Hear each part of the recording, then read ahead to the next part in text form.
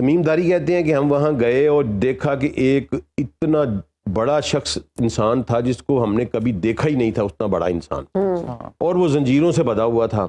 کہ مجھے یہ بتاؤ کہ بیسان میں کھجوریں پھل دے رہی ہیں؟ اب بیسان فلسطین کا ایک علاقہ ہے. صحیح. اس نے کہا ہاں جی پھل دے رہی ہیں. انہوں نے کہا ان قریب پھل ختم ہو جائے گا. آج وہاں پھل ختم ہو چکا. اس نے کہا مجھے زغر کا چشمہ بتاؤ، کیا اس میں سے پانی نکل رہا ہے اور لوگ سراب کر رہے ہیں؟ زغر کا چشمہ شام میں تھا، خشک ہو چکا ہے. اس نے کہا ان قریب یہ خشک ہو جائے گا. خشک ہو گیا. تیسرا اس نے کہا مجھے بحیرہ تبریا، سی آف گلیلیو جسے ہم کہتے ہیں، کیا اس میں پانی ہے؟ انہوں نے کہا بڑا پانی ہے. اس نے کہا ان قریب یہ پانی ختم ہو جائے گا.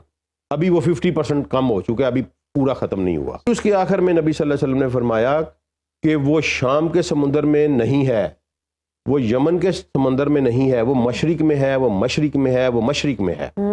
اور مشرق کیا ہے؟ اب مدینہ سے آپ کھڑے ہو جائیں مسجد نبی شریف میں تو آپ مشرق کی طرف ایک خط کھینچیں. میں نے باقاعدہ نقشے کے اوپر ایک لائن ڈرا کر کے دیکھا تو وہ نکلتی ہے، وہ سب سے پہلے آتی ہے ریاض میں، ریاض سے وہ لائن آگے آ جاتی ہے قطر کے نیچے سے گزرتی ہوئی، پھر گزرتی ہے یو اے ای سے، پھر آگے سمندر میں انٹر ہو جاتی ہے اور پھر آ کے ٹکراتی ہے پاکستان کے ساحل پسنی گوادر میں. ٹھیک ہے جی. ایک لمبی حدیث ہے جس میں نبی کریم صلی اللہ علیہ وسلم، مسلم ہے 7374، جس میں نبی صلی اللہ علیہ وسلم نے فرمایا کہ وہ آئے گا، مشرق کی طرف سے آئے گا، بالکل اس کے ایک ہاتھ میں آگ کا دریا ہوگا، ایک ہاتھ میں پانی کا دریا ہوگا. اور وہ کہے گا کہ جو میرے ساتھ جائے گا اس کو میں یہاں پانی میں، اور جو دوسری طرف جائے گا وہ آگ میں جائے گا. جہنم جنت کا. پھر یہ فرمایا کہ زمین کے خزانے اس کی ڈسپوزل پہ ہوں گے. وہ زمین کو کہے گا کہ اپنی فصلیں اگاؤ تو فصلیں اگ پڑیں گی. وہ آسمانوں کو کہے گا بارش برساؤ تو بارش برس پڑے گی. تو لوگ اس کے معجزات سے متاثر ہو جائیں گے. پھر نبی صلی اللہ علیہ وسلم نے فرمایا کہ وہ 40 دن رہے گا، اس کا ایک پہلا دن 1 سال کے برابر، دوسرا دن 1 مہینے کے برابر، تیسرا دن 1 ہفتے کے برابر، اور باقی دن تمہارے دنوں کی طرح ہوں گے. اب صحابہ نے پوچھا، یہ بڑی عجیب بات ہے. ہاں جی بالکل. صحابہ نے پوچھا کہ یا رسول اللہ ہم نمازیں کیسے پڑھیں گے؟ تو ایک ہی نماز پڑھیں گے جو 1 سال 1 دن کے برابر 5. انہوں نے کہا نہیں، تم وقت کا اندازہ کر لینا، ٹائم کا اندازہ. اب وہ کیا اس کا مطلب ہے کہ وہ ٹائم کے ساتھ چھیڑ چھاڑ کرے گا. ٹھیک ہے جی. ایک دن 1 سال کا ہونے کا مطلب یہ ہے کہ وہ ٹائم کے ساتھ کوئی ایسی چھیڑ چھاڑ کرے گا. تو اللہ تعالیٰ نے سورہ کہف میں یہ بیان کیا کہ ٹائم کے ساتھ وہ چھیڑ چھاڑ کیسے کرے گا. ہم اگلے سیگمنٹ میں سورہ کہف کو ڈسکس کریں گے، لیکن ابھی ہم یہ ڈسکس کر رہے ہیں کہ وہ ہے کیا. اور عبدالسلام صاحب اس کا خروج ہوگا یا وہ پیدا ہوگا پھر وہ بڑا ہوگا، اس کے بارے میں اس سلسلے میں ایک بڑی سیدہ فاطمہ بنت قیس کی طرف سے حدیث ہے جو مسلم میں رپورٹ ہوئی ہے، اور اس کو حدیث تمیم داری کہتے ہیں. وہ حدیث یہ ہے کہ نبی صلی اللہ علیہ وسلم کے ایک صحابی تھے تمیم داری. وہ کسی سفر پہ نکلے سمندر میں، تو طوفان کی وجہ سے وہ اپنا رستہ بھٹک گئے، اور وہ کہتے ہیں 1 مہینے تک ہم سمندر میں بھٹکتے رہے. پھر ایک جزیرے پہ جا کے رکے. جب ہم وہاں گئے تو ہمیں ایک عورت نما چیز نظر آئی جس کے آگے بھی بال تھے، جس کے پیچھے بھی بال تھے. اور وہ عورت نما چیز کو ہم نے پوچھا کہ تو کیا ہے؟ اس نے کہا جی میں جساسہ ہوں. جساسہ کا لفظ ہے حدیث میں، میں جساسہ ہوں. تو انہوں نے کہا کہ کیا جساسہ؟ اس نے کہا مجھے چھوڑو، وہ ایک شخص جو ہے وہ دیر میں بیٹھا ہوا ہے، یعنی آگے مندر ہے ایک، اس میں دیر مندر کو کہتے ہیں. اچھا. حدیث میں لفظ دیر آیا ہے. تو دیر میں بیٹھا ہوا ہے تو وہ تم سے ملنے کا خواہش مند ہے.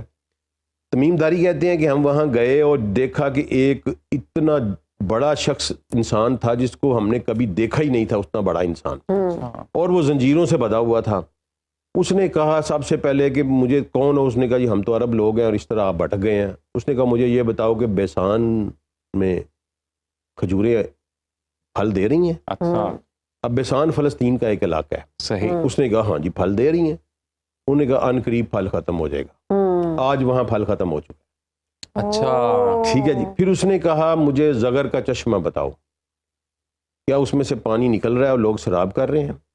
زغر کا چشمہ شام میں تھا، خشک ہو چکا ہے. اس نے کہا ان قریب یہ خشک ہو وہ جائے بھی گا. خشک ہو گیا. خشک ہو گیا. تیسرا اس نے کہا مجھے بحیرہ تبریا سی آف گلیلیو جسے ہم کہتے ہیں, کیا اس میں پانی ہے؟ انہوں نے کہا ہاں بڑا پانی ہے. اس نے کہا ان قریب یہ پانی ختم ہو جائے گا.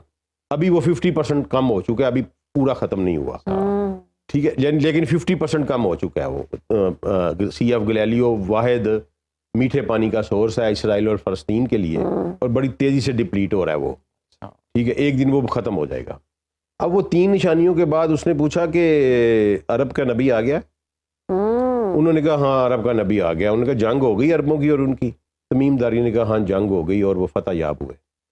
اس نے کہا یہ بہتر ہے, اب میرے بارے میں سنو, میں دجال ہوں اور ان قریب میں چھوڑ دیا جاؤں گا. یہ اتنا بڑا واقعہ ہے کہ نبی صلی اللہ علیہ وسلم نے یہ تمیم داری سے سنا, اس کے بعد پورے مدینے میں اعلان کروایا کہ لوگوں اکٹھے ہو جاؤ. لب لوگوں کو اکٹھے ہوئے, ان کو نماز پڑھائی. نماز پڑھانے کے بعد کہا کہ میں نے تمہیں کسی انعام اور لالچ کے لیے نہیں بلایا, میں نے تمہیں ایک ایسی بات کے لیے بتایا ہے جو تمیم داری نے مجھے بتائی ہے, اور یہ وہی بات ہے میں جو تمہیں بتایا کرتا ہوں. پھر نبی صلی اللہ علیہ وسلم نے اپنی زبان مبارک سے یہ پورا واقعہ لوگوں کو سنایا کہ تمیم داری نے ایسے ایسے کہا. پھر اس کے آخر میں نبی صلی اللہ علیہ وسلم نے فرمایا کہ وہ شام کے سمندر میں نہیں ہے, وہ یمن کے سمندر میں نہیں ہے, وہ مشرق میں ہے, وہ مشرق میں ہے, وہ مشرق میں ہے. اور مشرق کیا ہے؟ اب مدینہ سے آپ کھڑے ہو جائیں مسجد نبی شریف میں, تو آپ مشرق کی طرف ایک خط کھینچیں. میں نے باقاعدہ نقشے کے اوپر ایک لائن ڈرا کر کے دیکھا, تو وہ نکلتی ہے, وہ سب سے پہلے آتی ہے ریاض میں, ریاض سے وہ لائن آگے آ جاتی ہے قطر کے نیچے سے گزرتی ہوئی, پھر گزرتی ہے یو اے ای سے, پھر آگے سمندر میں انٹر ہو جاتی ہے, اور پھر آ کے ٹکراتی ہے پاکستان کے ساحل پسنی گوادر میں. ٹھیک ہے جی, اب یہ یہاں تک سمندر ہے. اب تمیم داری جو نکلے تھے وہ نکلے تھے یمن کے رہنے والے تھے یا شام کے, تو وہ عریبین سی میں ہی ان کا بنتا ہے. وہاں سے اگر وہ کسی طرف بھولتے ہیں تو وہ اسی طرف نکلنے کا ان کا چانس بنتا ہے. عریبین سی میں, میڈیٹرینین میں وہ نہیں جا سکتے کیونکہ درمیان میں بہت بڑا ایک چکر ہے سمندر کا, اگر آپ نقشے کی طرف دیکھیں تو جب اس کی طرف آپ آتے ہیں اور آپ نے 2 چیزیں تلاش کرنی ہے. لیکن عبدالسلام صاحب جغرافیائی تبدیلیاں بھی تو کچھ رونما ہوتی ہیں نا, وہ بھی کچھ ہوئی ہیں یہ سیم ایسے؟ سر جغرافی تبدیلیاں اس لحاظ سے بڑی مائنر سی اس وقت سے اب تک ہوئی ہیں, بڑی کوئی میجر تبدیلی نہیں آئی کہ ایک کانٹیننٹ اٹھا کے وہاں سے وہاں رکھ دیا گیا ہو, کیونکہ ابھی صرف 1400 سال گزرے ہیں. جغرافی تبدیلیاں جو ہیں وہ 10 15 20 ہزار سال کے بعد ایک بڑی تبدیلی. یہ بھی کہتے ہیں کہ یہ جو پانی والی روایت آپ بیان کر رہے ہیں کہ پانی میں کوئی وارم ہول ہے اور وہ وارم ہول کے ذریعے نکلیں گے. میڈم دیکھیں بالکل 100% یہی بات ہے نا. اب اس پہ دیکھنے والی بات, ایک یہ واقعہ ہے حدیث میں, ایک واقعہ ہے ابن سیاد والا. ایک بچہ پیدا ہوا یہودیوں کے گھر میں, لوگوں نے کہا یا رسول اللہ اس کی شکل شباہت ایسی ہے وہ دجال لگتا ہے, اور اس نے پرفارمنس بھی عجیب و غریب قسم کی شروع کر دی. بچپن سے ہی وہ لوگوں کو غیب کی خبریں دینے لگا مدینہ میں. تو نبی صلی اللہ علیہ وسلم خود گئے اس کے پاس, عمر فاروق بھی ساتھ تھے, نبی صلی اللہ علیہ وسلم اور بھی صحابہ ساتھ تھے. نبی صلی اللہ علیہ وسلم نے جا کے اس کے ساتھ مکالمہ کیا اور کہا کہ مجھے بتا میں کیا سوچ رہا ہوں. تو نبی صلی اللہ علیہ وسلم فرماتے ہیں کہ میں سورہ دخان سوچ رہا تھا. اس نے کہا دکھ, اس نے نبی صلی اللہ علیہ وسلم کا ذہن پڑھ لیا. ٹھیک ہے, اب نبی صلی اللہ علیہ وسلم نے کہا کہ تو غرق ہو گیا. تو سیدنا عمر فاروق نے کہا کہ یا رسول اللہ میں اسے قتل کرنے لگا ہوں. ٹھیک ہے, نبی صلی اللہ علیہ وسلم نے ایک بڑا خوبصورت جملہ کیا, وہ بہت وضاحت دیتا ہے ہمیں ساری تھیری کی. ان کا عمر اگر یہ دجال ہے تو اسے قتل نہیں کر سکتا. واہ واہ واہ, قتل تو کسی اور نے کرنا, اور اگر یہ نہیں ہے تو تو ایک بے قصور انسان کو مارے گا. اب یہ بتائیں مجھے کہ ایک بچہ 10-12 سال کا اور عمر فاروق 7 فٹ کا انسان اور اس کی تلوار اور اس کا جاؤ جلال, وہ اس کو قتل نہیں کر سکتا. یہ کیا بات ہوئی؟ میں ایک انسان ہے نا, چھوٹا سا بچہ ہے, اب عمر فاروق تلوار سے اڑا دے اس کو, کوئی مذائقہ تو نہیں, لیکن اگر وہ دجال ہے تو وہ اس کو قتل نہیں کر سکتا.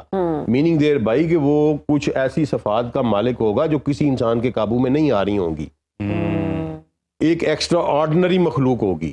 ہے تو مخلوق ہی لیکن ایک ایکسٹرا آرڈنری مخلوق ہوگی. اس لیے کہا گیا نا کہ وہ ایسی چیزیں دکھائے گا جس سے لوگ متاثر ہو کے اس کی جانب. پھر سب سے بڑی بات کہ نبی صلی اللہ علیہ وسلم نے فرمایا کہ میری امت کا بہت بڑا حصہ اس کی طرف چل, اور میڈم اس میں پریشان نہیں ہونا, انہوں نے کہا عورتوں کی بہت بڑی تعداد اس کی طرف چلی جائے گی. کیونکہ عورتیں جو ہے نا یہ گولڈ ڈگر ٹائپ زیادہ ہوتی ہیں.